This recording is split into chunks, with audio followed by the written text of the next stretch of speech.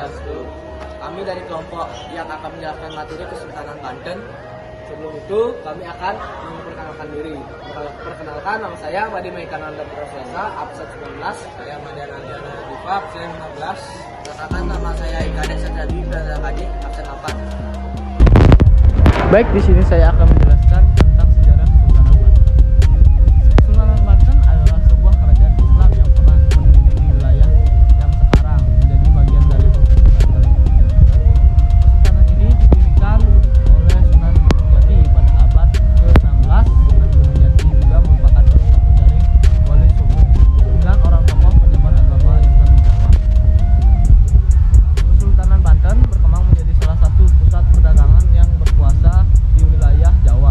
Pada puncak kejayaannya, Kesultanan Banten mengontrol bagian besar wilayah barat daya Jawa, termasuk wilayah pesisir yang kaya akan perdagangan rempah-rempahnya. Namun, pada abad ke-17, Kesultanan Banten mengalami tekanan dari Belanda yang saat itu sedang memperluas pengaruh di Indonesia. Konflik antara Kesultanan Banten dan Belanda berlangsung dan akhirnya pada tahun 1680 Banten jatuh ke tangan Belanda setelah serangan perang dan persekutuan dengan kesultanan-kesultanan tetangga. Setelah itu Banten juga menjadi bagian dari kolonialisme Belanda dan kehilangan kedaulatannya sebagian kerajaan independen. Awal berdirinya Kesultanan Banten. Kesultanan Banten didirikan pada abad ke-16 oleh seorang tokoh bernama Sunan Gunung Jati. Sunan Gunung Jati adalah salah satu dari 9 Wali Songo yang merupakan tokoh-tokoh utama dalam penyebaran agama Islam di Jawa.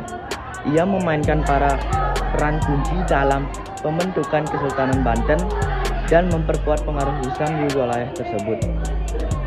Sunan Gunung Jati adalah seorang ulama yang juga memiliki keahlian politik dan militer. Ia juga memilih wilayah Banten sebagai pusat kekuasaannya karena letaknya yang strategis di pantai barat Pulau Jawa serta potensi untuk menjadi pusat perdagangan.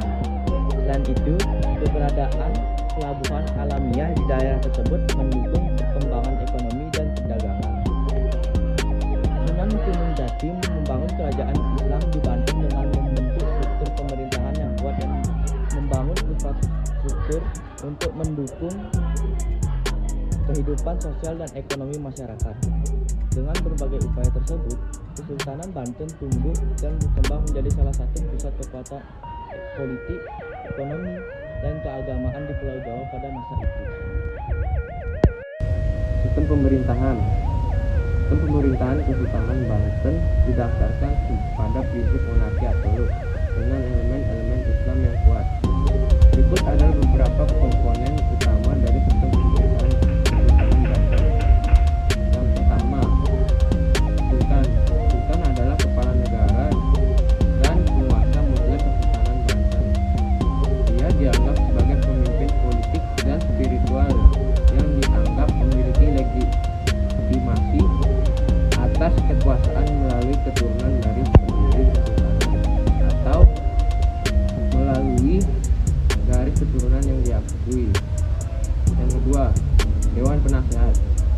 Sultan didampingi oleh Dewan Penasehat yang terdiri para menteri utama dan tokoh-tokoh penting lainnya. Dewan Penasehat ini memberikan saran dan pertimbangan kepada Sultan dalam mengambil keputusan politik, sosial, dan agama. Yang ketiga, ulama dan agama.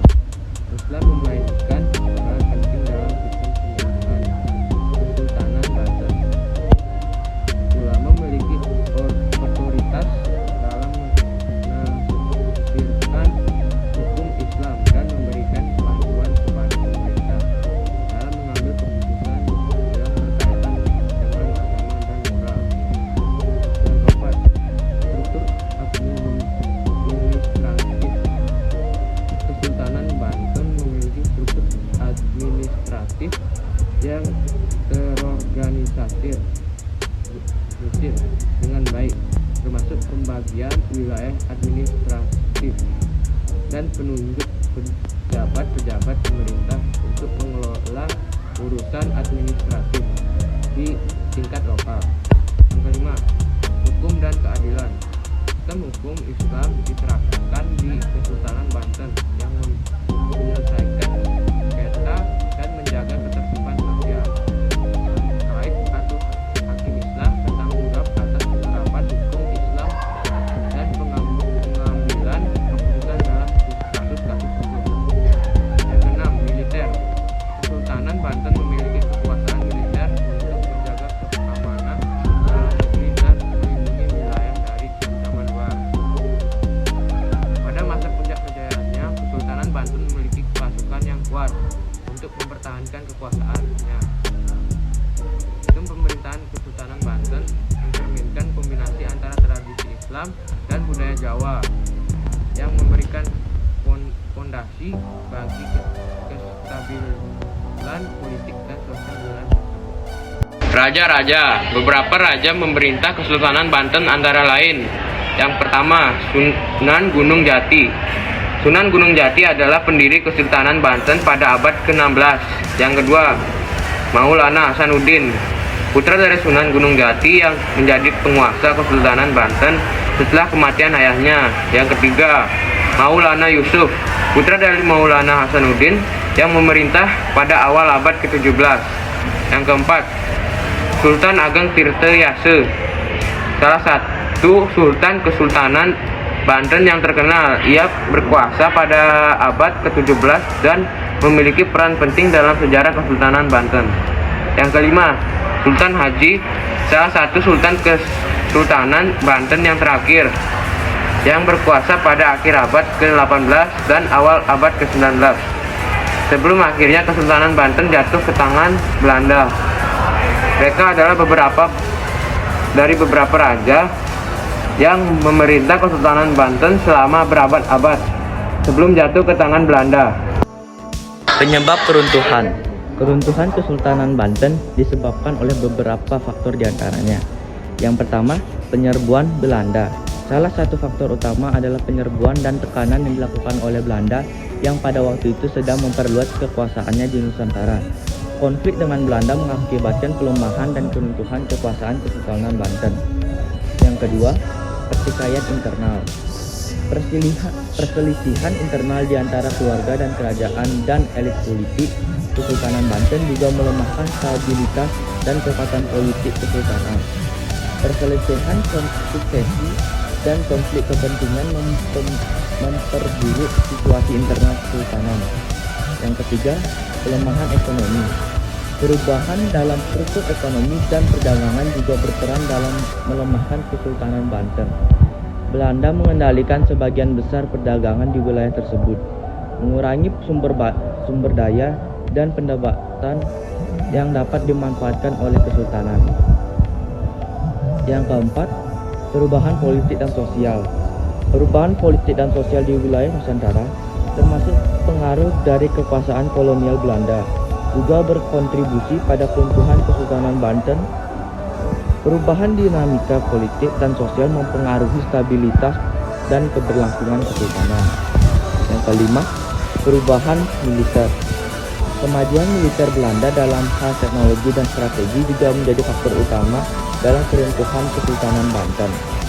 Kesultanan tidak mampu menandingi kekuatan militer Belanda yang semakin berkembang.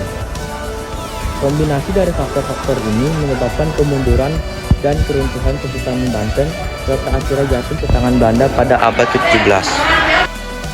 Baik, adapun peninggalan Kesultanan Banten. Peninggalan Kesultanan Banten mencangkup berbagai aspek kehidupan dan budaya, termasuk arsitektur, seni, kepercayaan, dan tradisi. Berikut adalah beberapa peninggalan yang masih dapat ditemui atau berpengaruh hingga saat ini. Yang pertama ada arsitektur.